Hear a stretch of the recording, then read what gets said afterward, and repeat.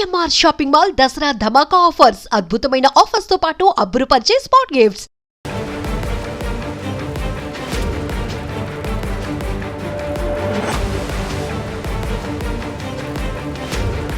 నమస్కారం, welcome to I dream media. నేను మీ సంగీత.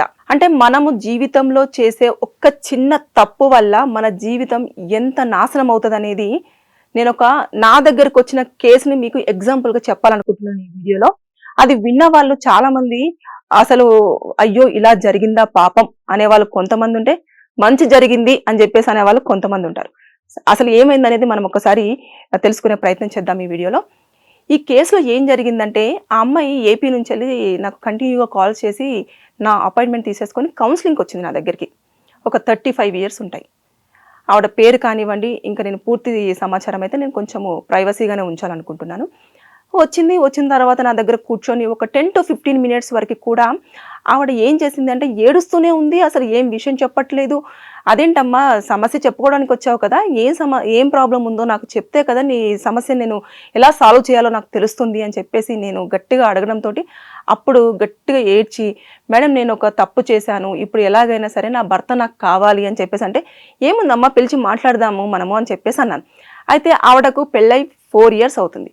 పెళ్ళైన 1 సంవత్సరం పాటు కూడా భార్యాభర్తలు ఇద్దరు కూడా చాలా చక్కగా ఒకరికొకరు టైం ఇచ్చుకోవడం కానివ్వండి, కొంచెము ప్రైవసీ టైం మెయింటైన్ చేయడం కానివ్వండి, ఇలాంటివన్నీ బాగా చేశారు.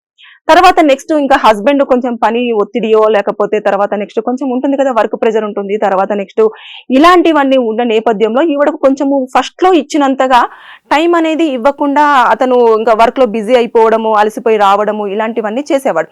చేసిన తర్వాత ఈమె ఏమనిపించిందంటే, ఇంకా నన్ను పట్టించుకోవడం మానేశాడు, అసలు నా మీద ఇంట్రెస్ట్ లేదు అని చెప్పేసి ఏదో అనుకుంటూ వచ్చింది.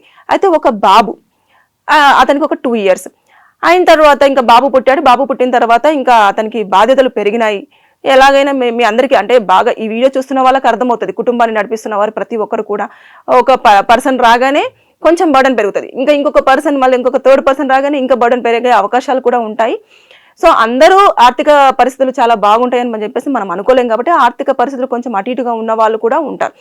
అయితే వీళ్ళది మధ్యతరగతి ఫ్యామిలీ కాబట్టి అతను ఏం చేశాడంటే, ఎక్కువగా వర్కింగ్ అవర్స్ అనేవి కూడా పెంచుకుంటూ కొంచెము డబ్బులు ఎక్కువ వస్తాయి కదా అని చెప్పేసి ఆయన ఎక్కువగా పని మీద కాన్సన్ట్రేషన్ చేయడం ఇలాంటివన్నీ చేస్తుంటే, ఇంకా ఈమెకి ఏం చేసిందంటే ఒంటరితనము అలవాటైపోయింది. అంటే బాబు ఉన్నాడు, ఇంకేం పట్టించుకోవట్లేదు, నన్ను వదిలేశాడు, ఏదో ఉన్నానా అంటే ఇంట్లో ఉన్నాను అని చెప్పేసి అదే నివసిస్తున్న దానికి కొంచెం దగ్గరలో ఒక 25 years అబ్బాయి పరిచయం అయ్యాడు.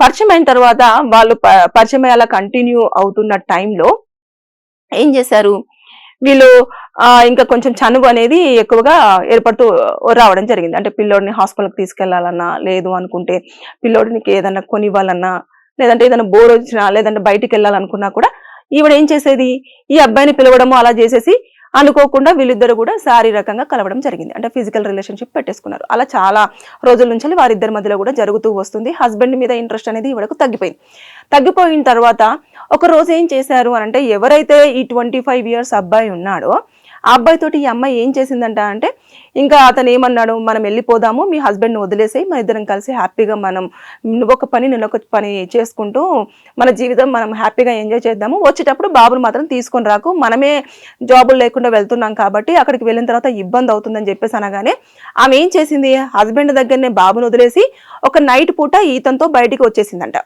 వచ్చేసిన తర్వాత వాళ్ళు కాల్స్ చేశారు, ఎవరు, హస్బెండ్, అత్తయ్య వాళ్ళు, అదే విధంగా అమ్మ వాళ్ళందరూ కాల్ చేసి తప్పు పని చేస్తున్నావే, అలాంటి అట్రాక్షన్కి అసలు గురవద్దు, వాడు రేపటి రోజుల్లో తీసుకుపోయి ఏం చేస్తాడో తెలియదు అని చెప్పేసి ఎంత చెప్పినా సరే ఆమె అందరికీ లేదు, నాకు ఇతను నచ్చాడు, నీకు ఇతను టైం ఇస్తున్నాడు, ఇతను నాకు ప్రేమ చూపించేస్తున్నాడు, నాకు ఇతనే కావాలి అని చెప్పేసి ఏం చేసింది, ఇంకా వాళ్ళందరికీ చెప్పేసి నేను తిరిగి రాను, అసలు మీరు నా కోసం వెయిట్ చేయొద్దు, నా కోసం ఎక్కడ ఎతకొద్దు, మీరు నా కోసం ఎతకాలని ప్రయత్నం చేస్తే మాత్రం నేను చచ్చిపోతాను అని చెప్పేసి వాళ్ళకు ఒక మంచి వార్నింగ్ ఇచ్చేసి ఈమె ఆ సిమ్ తీసి ఎక్కడో పడేసి ఇంకా ఆ నెంబర్ వాడకుండా ఉండిపోయింది. ఇంకా ఆవిడ ఎక్కడుందో ఏంటో వీళ్ళు తెలియకుండా ఇంకా అడగాల్సినంత వరకు అడిగారు, వదిలేశారు.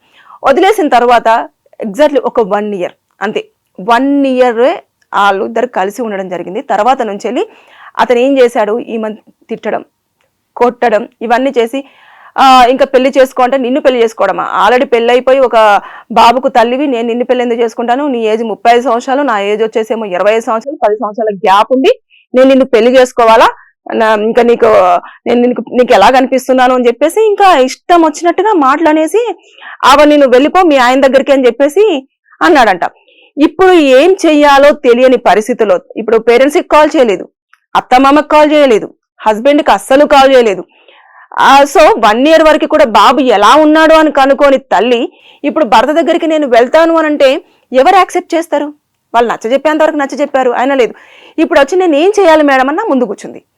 నేను అన్నాను మరి మీ భర్తని పిలిచి అడగనా అని చెప్పేసానంటే, పిలవండి మేడం నేను వెళ్ళిపోతాను, అతనే మంచోడు, అసలు ఇతను నన్ను కేవలము మానసికంగా ప్లస్ తర్వాత నెక్స్ట్ శారీరకంగా వాడుకోవడం తప్పించి అసలు ఏమీ లేదు, నన్ను కొట్టడం తిట్టడం మా ఆయన అయితే ఇప్పటి వరకు నన్ను ఒక్కసారి కూడా చేసుకోలేదు బాబు పుట్టిన తర్వాత కూడా అని చెప్పేసి అప్పుడు హస్బెండ్ వాల్యూ తెలిసి ఏడిస్తే ఏమొస్తుంది?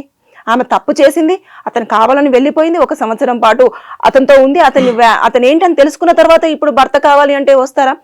సరే అమ్మా అని చెప్పేసి నేను మళ్ళీ ఇంకొక సెషన్ కోసం అని చెప్పేసి వాళ్ళకు ఫోన్ చేసి నేను అడిగితే అతను ఒకటే మాట చెప్పాడు, లేదు మేడం నా భార్య ఎప్పుడో చచ్చిపోయింది, నేను నా లేని భార్య కోసం నేను మళ్ళీ వచ్చి మీతో ఏం మాట్లాడతాను, నేను ఎప్పుడో పిండం కూడా పెట్టేయడం జరిగింది, ఎట్టి పరిస్థితుల్లో నేను తన ఫేస్ చూడాలని అనుకోవట్లేదు, నా జీవితం ఇప్పుడు చాలా ప్రశాంతంగా ఉంది, నా కొడుకు నేను మా తల్లిదండ్రులు మా అత్త మామ కూడా ఇప్పుడు నాకే ఫేవర్గా ఉన్నారు, నేను చాలా సంతోషంగా ఉన్నాను, మీరు నన్ను మళ్ళీ డిస్టర్బ్ చేయొద్దు మేడం ప్లీజ్ దండం పెడతాను అని చెప్పేసి చెప్పాడు. అలాంటప్పుడు నేను ఇంకా అతన్ని ఏమి టార్చర్ చేయగలను? సో అమ్మ ఇది విషయం, మీ భర్త అయితే నీ దగ్గరికి రాలేడు, ఇంకా నువ్వు మరి నీ నిర్ణయం, నువ్వు వెళ్ళాలనుకుంటే వెళ్ళి ఒకసారి మీ కుటుంబ సభ్యులను అయితే కలిసే ప్రయత్నం చేయి, నీ ఫేస్ చూస్తే కనుక ఏమైనా మారే పరిస్థితులు ఉంటాయేమో అని చెప్పేసి నేను చెప్పడం జరిగింది. అంటే ఇలాంటి సిచ్యువేషన్స్ లో నేనైతే ఈ కేసు ఇక్కడ వరకే నేను డీల్ చేయడం జరిగింది. ఇంకా తర్వాత ఆ అమ్మాయి నాకు కాంటాక్ట్ అవ్వలేదు, నేను కూడా ఆ అమ్మాయిని కాంటాక్ట్ అయ్యే ప్రయత్నం అయితే చేయలేదు. అయితే ఇక్కడ ఎవరైతే ఒక పెళ్ళైన మహిళను అబ్బాయిలు మోసపూరితంగా నేను పెళ్లి చేసుకుంటాను, తర్వాత నేను నువ్వు లేకపోతే నేను ఉండలేనని చెప్పేసి ఫేక్ ప్రామిసెస్ చేసి హస్బెండ్ దగ్గర నుంచి వాళ్ళు విడగొట్టి బయటకు తీసుకొచ్చారు అనుకోండి, ఇదివరకు చీటింగ్ కేసు అనేది 420 ప్రకారంగా ఉండేది, దాంట్లో పనిష్మెంట్స్ మనకు ఇండియన్ పీనల్ కోడ్ ప్రకారంగా ఉండేది.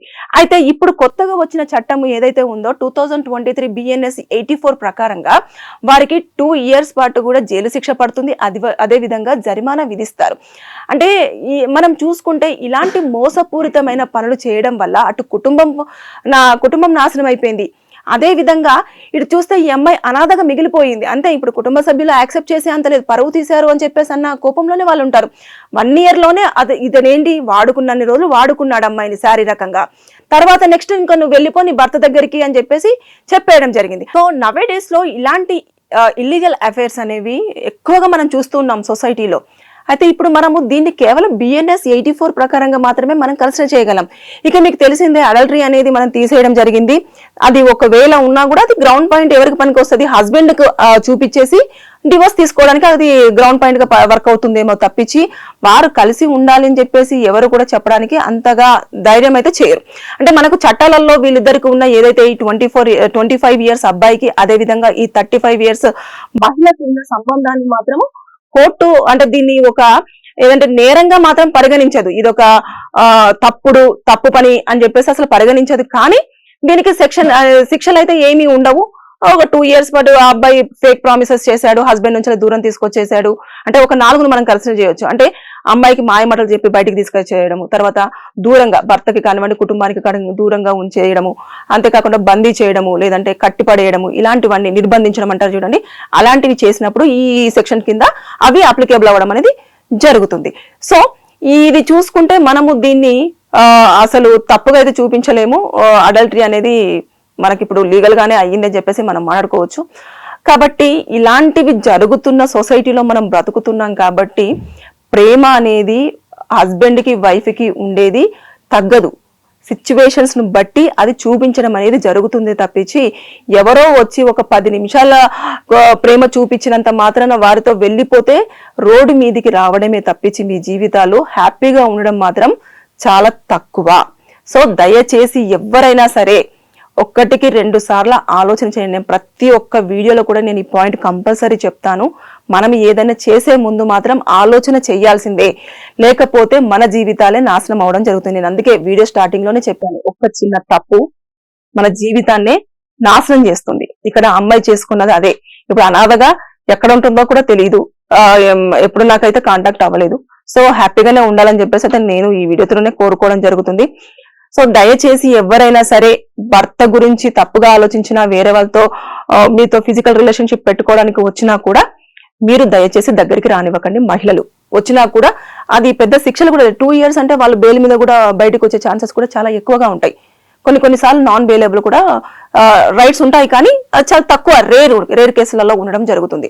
కాబట్టి ఈ వీడియో చూస్తున్న వారికి ఎవరికైనా సరే ఇలా దయచేసి ఈ విషయం అర్థమైతే మాత్రం ఎవరికైనా మీకు తెలిసిన వాళ్ళు ఇలాంటి తప్పులలో ఉంటే ఎలాంటి సెక్షన్స్ నేను చెప్పాను కదా దాని ప్రకారంగా వెళ్తే వారికి న్యాయం జరుగుతుంది. అంతేకాకుండా ఈ వీడియో చూస్తున్న వారికి కూడా ఎవరైనా సరే లీగల్ గా ఎలాంటి సమస్యలు ఉన్నా సరే వారు కామెంట్ రూపంలో కింద తెలియచేయండి. నేను దానిపైన వీడియో చేసి మీకు పూర్తి సమాచారం అందించడానికి ప్రయత్నం చేస్తాను. Thank you. And don't forget to subscribe to iDream. And for more videos, Please subscribe to iDream. Please subscribe to iDream. Please subscribe iDream. And please subscribe to iDream.